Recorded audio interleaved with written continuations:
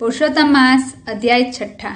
श्री कृष्ण समक्ष मलमास। नारद मुनि ने भगवान नारायण से पूछा, गोलोक में जाने के बाद मलमास का क्या हुआ, वही कथा हमें सुनाए।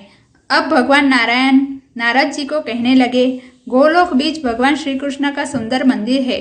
वह रत्नों से जवाहरात से बना है। यह मंदिर को भव्य आभा से प्रभावित होते भगवान विष्णु जी मलमास को अपने पीछे रखते वहां पहुंच गए। भगवान विष्णु को देखकर तमाम द्वारपाल खड़े हो गए और भगवान के चरणों में प्रणाम किया। जैसे विष्णु जी का आगमन हुआ तो उन्हें गोपियों से घेरे श्री कृष्ण के दर्शन हुए। भगवान विष्णु जी और मलमास दोनों श्री कृष्ण जी के स्तुति करने लगे। प्रभु, आप व्यापक गुण से पर हो, अविनाशी, अविकारी, भक्तों के सामने प्रकट होने वाले और गोप का वेश धारण करने वाले गोविंद को हम नमस्कार करते हैं। मेघ जैसे श्याम, कामदेव समान सुंदर, सौम्य स्वरूप, सुंदर मुख वाले प्रभु जी, हम आपको एक बार फिर से नमस्कार करते हैं। बाद में श्री कृष्ण जी ने भगवान विष्णु को सिंहासन पर बिठाया और पूछा, यह कौन है, क्यों आया है और वह क्यों रो रहा है। तब भगवान विष्णु जी ने मलमास का तमाम दुख बताते कहा, यह मलमास है, इसका कोई अधिष्ठान नहीं है, स्वामी नहीं है। सूरज की रोशनी दूर भागती है, शुभ कार्य में उसे अयोग्य माना जाता है। मलमास का कोई अधिष्ठान न होने से लोग दान व्रत आदि करते नहीं है। संसार की सब चीजें मलमास का तिरस्कार करती है। यह दुखी जीव है, मेरे पास आकर उन्हें अपने सारे दुख बताए और मैं उसे आपके पास लेकर आया हूँ। आप मलमास के दुखों का निवारण करें। आप संसार के संकट मोचन है, भय नाशक है, कृपालु है। मेरा आपसे निवेदन है कि मलमास के दुख दूर करें। आपके शरण में जो आया है वह अवश्य सुखी होगा। मेरा यहाँ आना सफल करे। पुरुषोत्तम मास कथा 6। निर्मल नड़ंद और अभिमानी भाभी की कथा। एक गांव था, वहां एक ब्राह्मण अपने पत्नी के साथ रहता था। उन्हें 7 पुत्र थे, लेकिन सब अभी बहुत छोटे थे, अभ्यास करते थे। ब्राह्मण गांव में धार्मिक कथा कहानी के लिए जाता, भिक्षा मांगता, लेकिन घर परिवार ठीक से नहीं चलता था।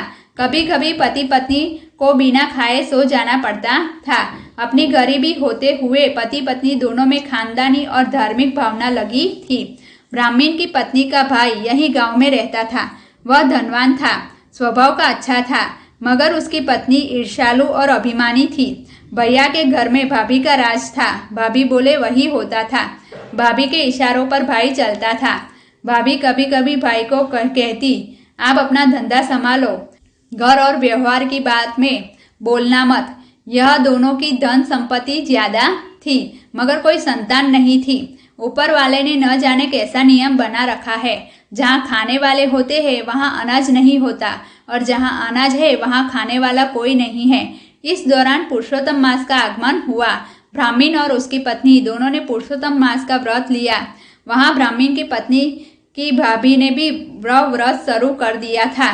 ब्राह्मण और अपनी पत्नी दोनों सुबह जल्दी उठ जाते थे, स्नान के लिए नदी चले जाते थे। वहाँ कांठा गौरमा जी का पूजन करते, कथा सुनते, अपनी शक्ति अनुरूप दान करते, बाद में घर आते, भगवान पुरुषोत्तम जी का नाम लेते, भक्ति करते। दूसरी ओर जो भाभी थी वह देर से उठती, बाद में स्नान करने जाती, मगर ठीक से स्नान करती नहीं थी। आधी भीगी हुई हालत में भागी भागी घर आ जाती थी। वह सिर्फ संतान प्राप्ति के लिए व्रत करती थी, मगर इससे कोई दिलचस्पी नहीं थी। पुरुषोत्तम मास समाप्त होते ही भाभी ने उसे मनाना सोचा। अपने पति से मंजूरी ली और शुरुआत की। अपने सगे संबंधियों को भोजन के लिए न्योता दिया। साथ में लोकलाज में आकर अपनी ननंद को भी वहां न्योता देने गई और बोली, मैं भगवान पुरुषोत्तम जी का व्रत मना रही हूँ। तुम्हें और तुम्हारे पति और बच्चों को भोजन का न्योता दे रही हूँ, मगर जब मैं कहूँ तब आना, वैसे भागे दौड़े मत आना। सब भोजन करके चले जाए तब आना। इतना कहा और भाभी वहां से चली गई। ब्राह्मण की पत्नी को अपनी भाभी के कड़वे शब्द सुनते ही कुछ दुख हुआ। आंख से आंसू आ गए, मगर फौरन आंसू पोंछ डाले, क्योंकि बच्चे अपने पास खड़े थे। लेकिन बच्चे भोजन का नाम सुनते ही खुशी के मारे उछल पड़े। मामा के घर जाएंगे और मीठा भोजन करेंगे। बच्चों ने सुबह से खाना नहीं खाया। इधर ब्राह्मण की पत्नी ने सोचा, मेरा भाई धनवान है, हमें मदद कर सकता है, मगर ईर्ष्यालु भाभी के कारण हमें कुछ भी मदद करता नहीं है और घर का सब कारोबार भाभी के हाथ में है। भाभी कभी कभी ननंद को कुछ उलट पुलट सुनाया करती थी, इसीलिए वह अपने मायके जाती नहीं थी। कई साल निकल गए मगर भैया भाभी ने छोटा सा कपड़ा भी नहीं दिया था। अब वह अपने भांजों को क्या देता। वह सोचती रही कि भाभी दिखावे से ही न्योता देने आई थी, उसकी कोई इच्छा नहीं थी। शाम होते ही भाभी ने जहाँ जहाँ न्योता दिया था वे लोग बन ठन कर भोजन के लिए निकल पड़े। तब ब्राह्मण के बच्चे अपनी माँ से बोले, माँ हमें भी तैयार करो, तुम और पिताजी भी तैयार हो जाओ, मामा के वहाँ भोजन के लिए जाना है, देर मत करो। तब ब्राह्मण की पत्नी उन्हें किसी तरह शांत करती थी, हम तो ठहरे घर के लोग, सब भोजन करके अपने घर चले जाए, बाद में हम चलेंगे, भाभी हमें बुलाने आती ही होगी। माँ मनाती थी, आखिर बच्चे थक गए, सो भी गए, मगर मामा के वहाँ से कोई बुलावा नहीं आया। ब्राह्मण पत्नी का मन दुखी दुखी हो गया, मैं कैसी अभागिन हूँ। गांव के सभी लोग पेट भरकर भोजन किया, लेकिन हम खाली पेट रह गए। सुबह जब बच्चे सवाल करेंगे तो मैं क्या जवाब दूंगी। और वह फिर से सोचने लगी, ला मैं अपने भैया के घर जाऊं और बची हुई रसोई लेकर आऊं। ऐसे सोचते वह भैया के घर की ओर चली। तब वहां का दृश्य देखा, मंगल गीत गाए जा रहे थे, आनंद प्रमोद हो रहा था, बड़ी बड़ी आवाज से बातें हो रही थी। तब ब्राह्मण की पत्नी ने भैया के घर के पास पड़े पतल में जो रसोई पड़ी थी वह दिल न मानते हुए भी लेने लगी। पतल अपनी साड़ी में लपेटकर दबे पांव अपने घर आ गई। अपने बच्चों की भूख मिटाने के लिए यह शर्मनाक काम भी किया। अपने भाई के घर के बाहर से लाए भोजन से उसने कुछ लड्डू बनाए और बाद में भगवान का नाम लेते सो गई। सुबह उठते ही ब्राह्मण पत्नी ने सोचा कि रात को मैंने जो बेकार पतल घर के पिछवाड़े फेंके थे उसे दूर फेंक कर आऊं। लेकिन जैसे वह अपने घर के पिछवाड़े में आई तो देखती है सब पतल सोने के हो गए हैं। वह सोच में पड़ गई, यह कृपा केवल भगवान पुरुषोत्तम जी की है। उन्होंने अपने दो हाथ से भगवान जी को नमस्कार किया। बाद में घर में आई, अपने पति को जगाया और सारी बात बताई। ब्राह्मण और उसकी पत्नी प्रभु की कृपा मानकर आनंदित हो गए। हे प्रभु पुरुषोत्तम जी, आपके व्रत का हमें बढ़िया धन मिला है। आपने हमारी गरीबी को ध्यान में रखते हमारा उद्धार किया है। लेकिन उस वक्त ब्राह्मण की पत्नी ने कहा, हे जी, आप कभी लालची मत बनो, यह पतल मेरे भैया के है, उसे यह देना चाहिए। जिसकी जो चीज हो उसे दे देने से ही भगवान खुश होते हैं। अपनी पत्नी की बात मानकर वैसे वह धर्म मार्ग पर चलने वाला था। वह बोला, भाग्यवान, तुम जो कह रही हो वह सच है।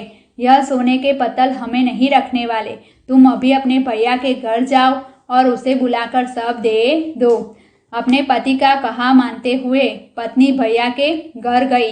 भाई भाभी थोड़ी देर पहले ही जागे थे। अपनी बहन को घर आते हुए जानकर भाई बाहर आया।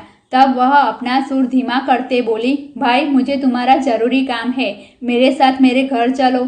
अपनी ननंद का स्वर सुनते ही भाभी बाहर आई। वो समझने लगी कि न्योता दिया था फिर भी खाने नहीं बुलाया, शायद अपने भैया को कुछ शिकायत के लिए आई होगी। वह एकदम गलत समझी तो वह ऊंचे स्वर में कहने लगी, ननंद जी, हमने कल आपको आपके परिवार को भरपेट खाना दिया, फिर भी मिठाई लेने आ गई, कुछ शर्म जैसी बात है कि नहीं। भाभी की कुछ उल्टी बातें सुनते ही वो रो पड़ी। अपने परिवारजन भूखे थे, फिर कुछ इस तरह की बात भाभी से सुनते ही दुखी दुखी हो गई। भाभी ने क्षमा मांगने के बदले चोर कोतवाल को डंडे, इस तरह का खेल बन गया। तब भाई ने कहा, बहन, कल आप भोजन के लिए आए थे मगर मैं मिल न सका, मैं तुम्हें कपड़ा देना चाहता था। फिर भी बहन खामोश रही और भैया को लेकर अपने घर आई। वहाँ भाई को सोने के पतल दिखाते बोली, यह सब आपके सोने के पतल है, आप इसे अपने घर ले जाओ, यह पतल पर मेरा कोई अधिकार नहीं है।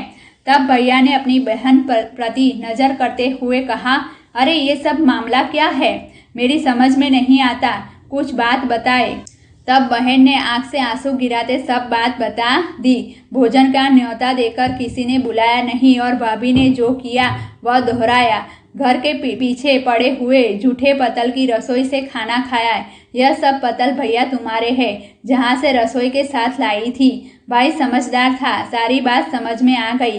भगवान की कृपा से पतल सोने के हो गए थे और मेरी बहन मुझे वापस करना चाहती है। बहन की बड़ी अच्छी बात सुनते ही भैया को गहरी चोट लगी, वो भी रोने लगा। सारा गांव ने भरपेट भोजन किया, जबकि मेरी बहन, बहनोई और भानेज भूखे रहे और बहन ने मुझे कुछ बताया तक नहीं। मेरी बहन अच्छी ही नहीं, कुछ ज़्यादा अच्छी है।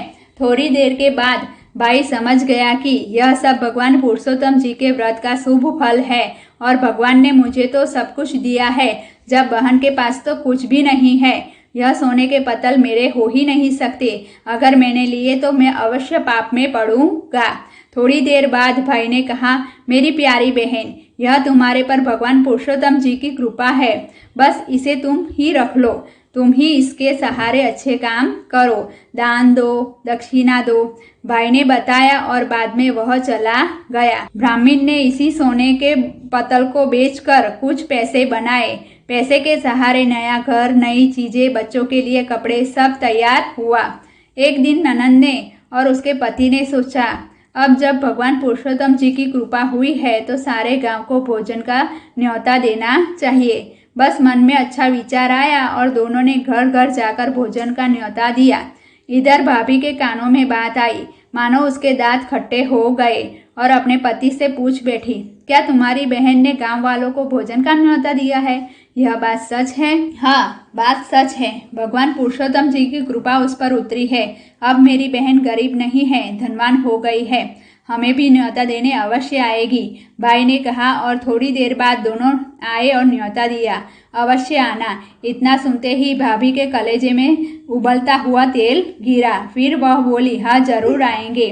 शाम ढलते ही भोजन शुरू हुआ। भोजन में इतनी मिठास थी जो भगवान पुरुषोत्तम जी की कृपा थी। गांव के लोग ने भरपेट भोजन किया, वाह वाह करने लगे। आखिर में भाई भाभी और वह दोनों भोजन के लिए बैठे। बड़ा भांजा लाडू लेकर निकला, घी से चकचूर लाडू रखे। अपनी भाभी की थाली में जैसे लड्डू रखा वह सोने का था। अपने भोजन में सोने का लड्डू देखते ही भाभी ने अपने भानेज से पूछा, मुझे क्या दिया? क्या मैं सोने का लड्डू खा सकूंगी? तब भानेज ने कहा, मामी, हम ठहरे गरीब लोग और आप धनवान, आपको आपकी प्रतिष्ठा मुजब लड्डू दिया है। आप हमारी पर कृपा करो और भोजन करो। जब हम आपके वहाँ भोजन के लिए आए थे तब आपने हमारी अच्छी खातिर की थी, अब हमारी बारी है। भानेज की बात भाभी को दिमाग में आ गई और उसे क्षोभ हुआ, दुख हुआ। वह खड़ी हो गई और अपनी ननंद से क्षमा मांगी। ननंद भी भले दिल वाली थी, अपनी भाभी को माफ कर दिया। इस तरह भगवान पुरुषोत्तम जी का व्रत करने से गरीब ब्राह्मण परिवार का कल्याण हो गया और सुख शांति से अपना जीवन बसर करने लगे। बोलो भगवान पुरुषोत्तम जी की जय।